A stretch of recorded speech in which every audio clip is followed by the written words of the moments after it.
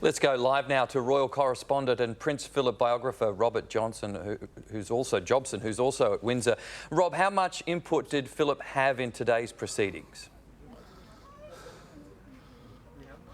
We had a lot of input. Obviously, he was very ill towards the end, but he had a lot of input in the proceedings. You can see this is exactly how he would have planned it, but it would have been signed off by the Queen ultimately, because Philip would have been liaising with the Lord Chamberlain's office that deals with these big state events, and he would have been liaising with them. But the final word has come from the Queen.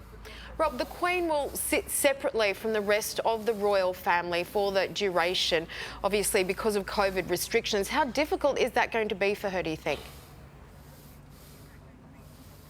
Well, it's not really to do with COVID, it's nothing to do with it. The fact is that as the Sovereign, she'll sit in the Sovereign's chair in the choir at St George's Chapel. A lot's been made of that. It's not really true. She would have probably sat there anyway.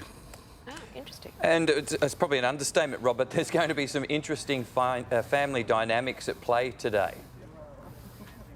There sure is. Lucky we've got a couple of good rugby players in there, because the family dynamic everyone seems to be going on about is William and Harry having to stand separately. But Frank, they got Peter Phillips in the middle of the oldest grandson of the Queen and Philip, who was an international schools Scottish rugby player, so I don't think there are any problems.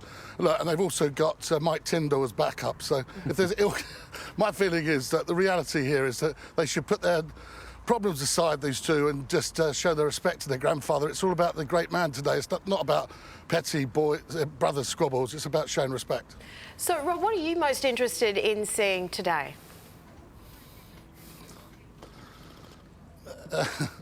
Me, well, personally, I'm just going to look and see how the Queen's reacting. We're not going to see a lot of that because she's going to be in the car. I'm going to be listening a bit to the BBC later, actually, because there's only one person in there, and that's the BBC radio reporter right at the top. The rest of them will say they're in there. They're just behind the castle walls, but they're actually one reporter of the BBC right in there, and that'll be quite a historic broadcast, I think. OK, thank you, Rob Jobson.